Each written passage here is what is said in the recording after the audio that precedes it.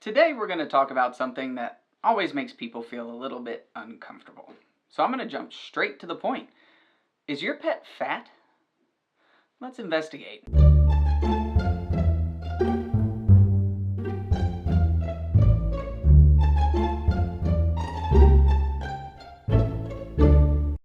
Hey everyone, I'm Dr. Holmes and welcome to another episode of Pet Doc Sherlock, where we help people solve the mysteries of pets.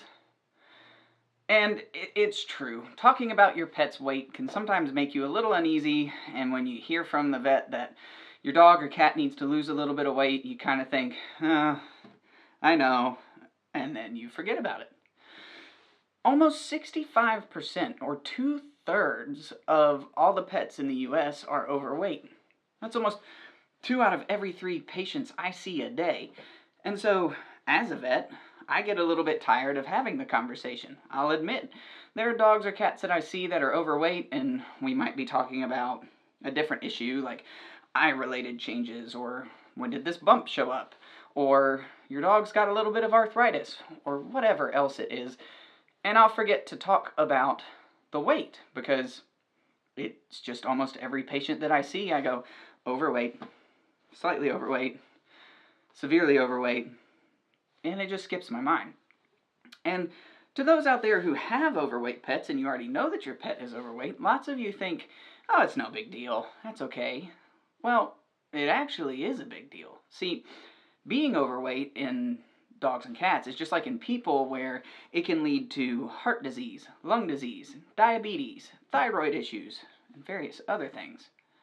Not only that, but fat cells within the body release chemicals that cause inflammation. So if your dog has a little bit of arthritis, or your cat has asthma, or any other process in their body that's causing inflammation, more fat makes that process and disease worse.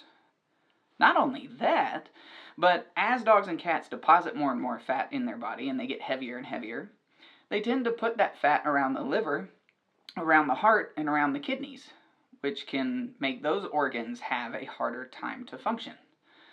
So your dog or cat being overweight is actually a pretty significant problem. Not to mention that the more weight they have, they're on 4 legs all the time, jumping up and down off of couches and seats and up and down stairs and leaping for the tennis ball. And every pound that they have extra is that much more force on their joints as they come down, as they jump off of the couch, as they catch the tennis ball. So you're just asking for earlier onset of arthritis, you're just asking for a knee issue, and if you have a dachshund or a corgi or a basset hound, you're just asking for back problems. So your dog or cat being overweight is kind of a big deal. And that's why it's kind of sad for myself when I'm forgetting to have that conversation with people. And it's because I'm kind of numb to it because I see it so much. So let's look at kind of how to tell how overweight your pet may be and what an ideal weight should look like. And the first question I tend to always get from people is, what should my pet weigh? Honestly, I don't know. I can make my best guess because we have calculations that we look at and we say, I think your pet is this percent overweight, and then we do all this math and we go, I think your pet should weigh this. But that's just based off of a guess. That's based off of a guess of how overweight I think your dog or cat is. So half the time, I look at that pet's weight for the day, and I look at what they weighed the last time they were in. I compare the two, and if they're close, I usually don't even remember the numbers. That's because the number isn't important to me.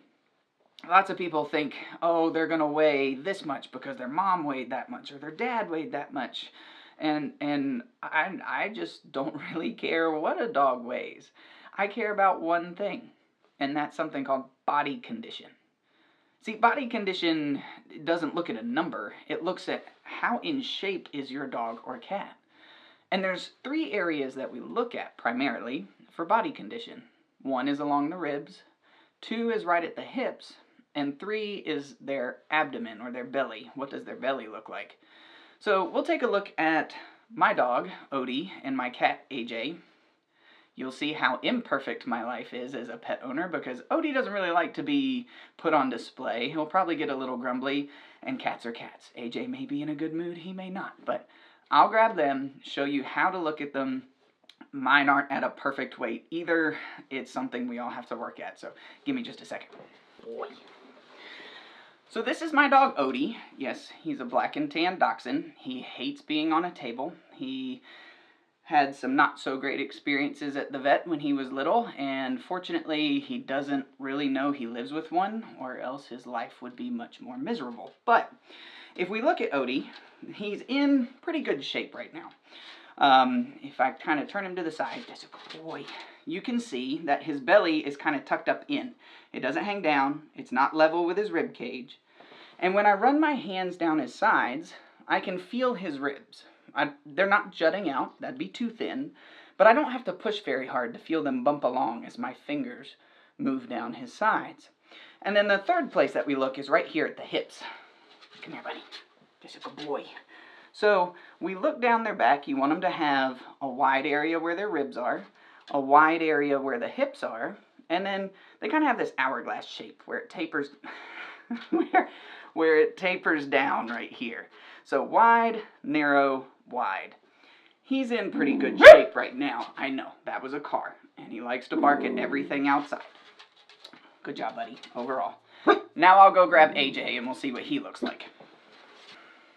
So this is my cat, AJ, and the trouble we have with indoor cats and figuring out if they're overweight is indoor cats do tend to have what we call a fat pad. It's a little bit of fat that hangs down on their stomach, and if cats go outside a lot, for whatever reason, they burn that off. But even cats that are indoors and are in good shape will tend to have a fat pad, so he's probably not going to let me do too much to him, but we'll see. We want to feel the same areas as we do on dogs, so along his ribs, I can feel each of his ribs. There's not too much fat deposited there. And then when he stands up, you can see that his abdomen, his belly, does tuck up under here, but he does have this little area that hangs down. That's called the fat pad. And as he moves, it's a little extra fat in his skin, but the body wall of his abdomen is still tucked up under. And then, when he stands up like this, you can see he does have that little waist before his hips. I know, that was just terrible, wasn't it? You can go on.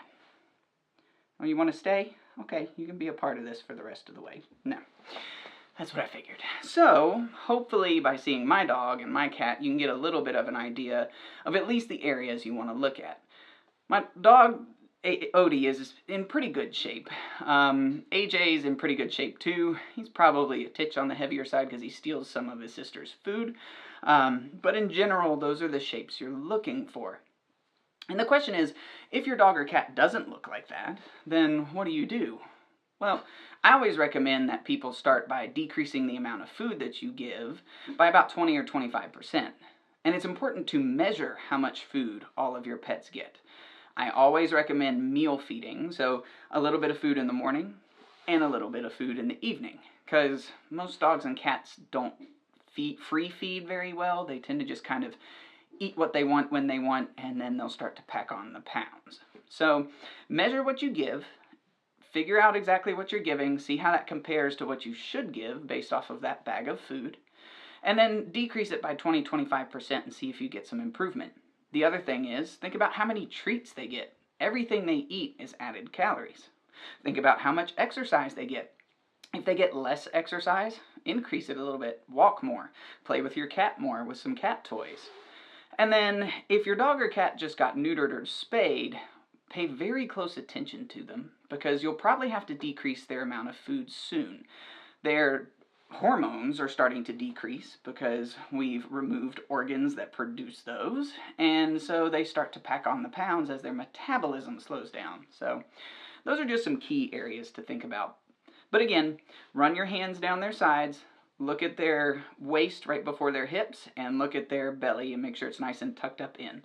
Those are the 3 key areas. If you're having trouble getting your dog or cat to lose weight, talk with your veterinarian. There are some conditions that can make weight loss difficult, and they may have something that we need blood work to diagnose and figure out how to treat appropriately. I hope this has been helpful. I hope you've learned something. If you've appreciated this video, please hit like and subscribe to hear about more videos that we have coming out. And as always, strive to keep your pets happy and healthy.